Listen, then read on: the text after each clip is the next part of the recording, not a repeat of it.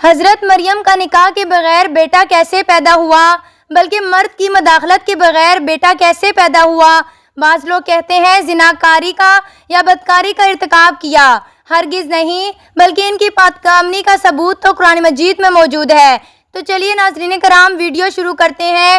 Be be مریم کی پاکدامنی کی گواہی۔ بی بی مریم اللہ تعالیٰ کی ایک نیک بندی گزری ہے، ابھی پیدا بھی نہیں ہوئی، ماں کے پیٹ میں ہے، ان کی ماں ان کے لیے دعا کر رہی ہے۔ ترجمہ: اے میرے رب، میرے پیٹ میں جو بھی ہے میں نے اسے تیرے لیے وقف کر دیا ہے، تو اسے قبول فرما لے۔ چنانچہ اللہ رب العزت نے فرمایا، پس اسے اس کے پروردگار نے اچھی طرح قبول فرمایا اور اسے بہترین پرورش دی، اس کی خیر خبر لینے والا زکریہ علیہ السلام کو بنایا۔ حضرت زکریہ علیہ السلام ان کے خالو تھے، وہ ان کے کفیل بنے۔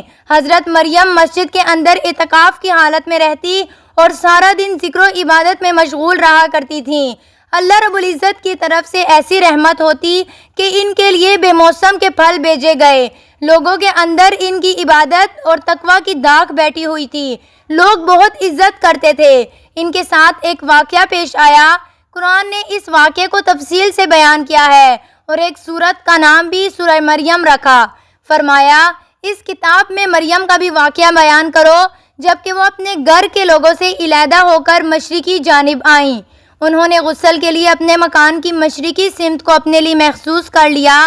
مکاناً شرقیاً سے مفسرین نے لکھا کہ نصارہ نے مشرق کو اسی لیے قبلہ بنا لیا کہ وہ مشرق کی طرف گئیں۔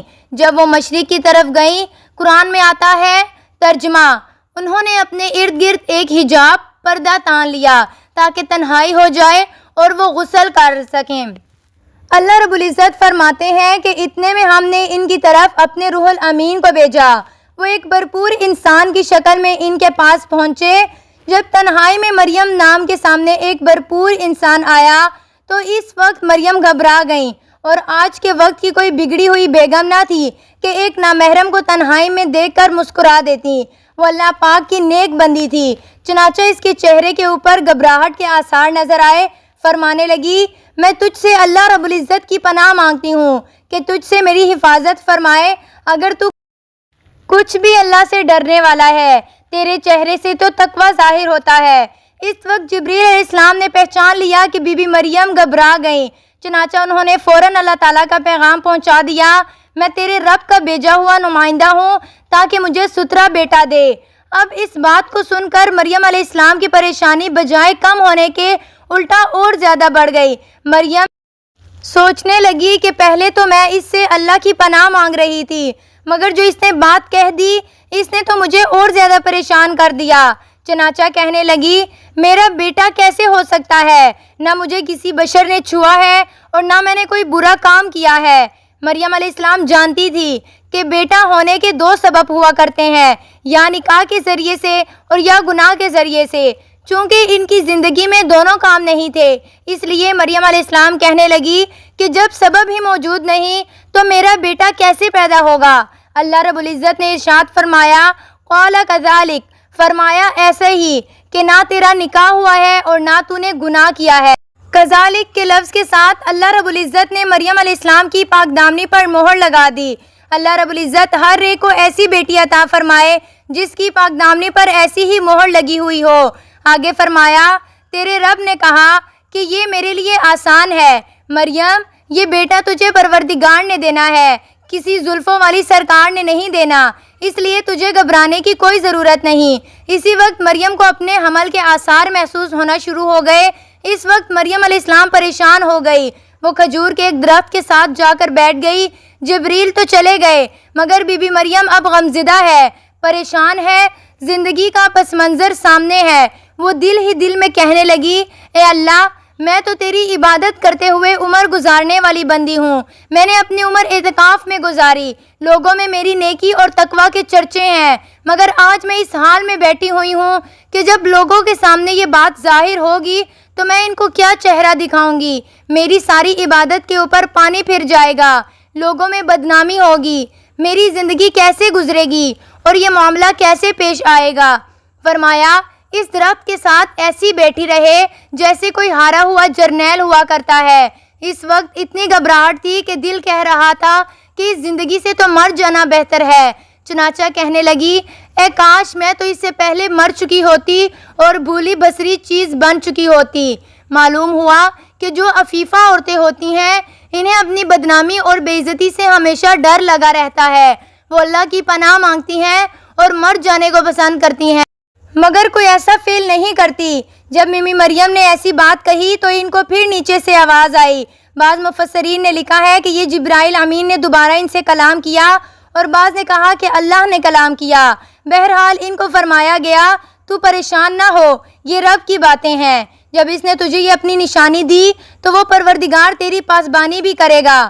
فرمایا یہ جو تمہیں اپنے قریب درخت نظر آ رہا ہے اس پر ہم نے کھجور میں لگا دی ہے، تم کھجور کے اس درخت کو ہلانا، تمہارے اوپر تازہ تر کھجوریں گریں گی، ان کو کھا لینا، اور تمہارے نیچے پانی جاری کر دیا گیا ہے، اس پانی کو پی لینا۔ اس کے بعد جب تمہارے ہاں بچے کی ولادت ہو تو اس بچے کی جبین پر نبوت کے نور کی کرنیں پھوٹتی دیکھ کر اس بچے کی جبین کو بوسے دینا، اس سے تمہارے دل کو تسلی ہو جائے گی۔ مریم اگر لوگ تجھ سے پوچھیں یہ کیا معاملہ بنا تو کہنا میں نے تو رحمان کے لیے روزہ رکھا ہوا ہے، آج کسی بندے سے بھی بات نہیں کروں گی۔ اس وقت کی شریعت میں بولنے سے بھی روزہ ٹوٹ جاتا تھا۔ امت محمدیہ کے لیے اللہ نے آسانی فرما دی کہ بولنے کی اجازت عطا فرما دی۔ چنانچہ جب بی بی مریم بچے کو لے کر آتی ہیں، بچے کو جب سینے سے لگا کر قوم میں آتی ہیں تو وہ حیران ہو جاتے ہیں، کہنے لگے اے مریم تو یہ کیا غضب کی چیز لے کر آ گئی؟ اے ہارون کی بہن، نہ تیرا باپ ایسا برا تھا اور نہ تیری ماں ایسی بری تھی، تو یہ برائی کیسے کر کے آ گئی؟ معلوم ہوا کہ عورت سے جب کوئی غلطی کوتاہی ہوتی ہے تو اس کے ماں باپ اور بھائیوں پر بات جاتی ہے، اس کے محرم مردوں پر بات جایا کرتی ہے۔ جب قوم نے تانوں کے نشتر چلائے تو اس وقت مریم کے دل پر غم طاری ہوا۔ مریم بہت پریشان ہوئی اور اس بچے کی طرف اشارہ کیا، کہنا یہ چاہتی تھی کہ تم میرا سر مت کھاؤ، پوچھنا ہے تو اس بچے سے پوچھو کہ یہ کیسے پیدا ہوا۔ قوم نے بچے کی طرف دیکھا اور کہا گود میں پڑا چھوٹا سا بچہ کیسے بول سکتا ہے؟ مگر اللہ تعالیٰ نے اپنی ایک پاک دامن بندی کے لیے اپنے نظام کو بدل کر رکھ دیا۔ فرمایا میرے پیارے عیسیٰ، بچے اس عمر میں بولا نہیں کرتے، مگر آج تیری ماں پر بہتان لگایا جا رہا ہے، میں اپنے نظام کو بدلتا ہوں، اب تجھے بولنا ہوگا اور اپنی ماں کی برات کی گواہی دینی ہوگی۔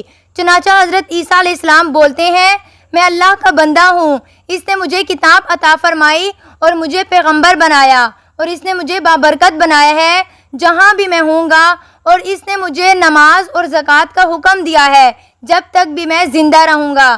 سبحان اللہ۔ اللہ رب العزت نے عیسیٰ علیہ السلام کی زبان سے اپنی پیاری بندی کی پاک دامنی کی گواہی عطا فرما دی۔ اللہ رب العزت ہر دور اور ہر زمانے میں اپنے پاک دامن بندوں کی معصومیت بچوں کی زبان سے پاک دامنی کی گواہی دلواتے ہیں۔ سبحان اللہ۔ ناظرین کرام، یہ سب معلومات آپ تک پہنچانے میں نہایت محنت درکار ہوتی ہے، لہٰذا آپ سے گزارش ہے کہ ہمارے چینل کو ضرور سبسکرائب کریں۔ جزاک اللہ۔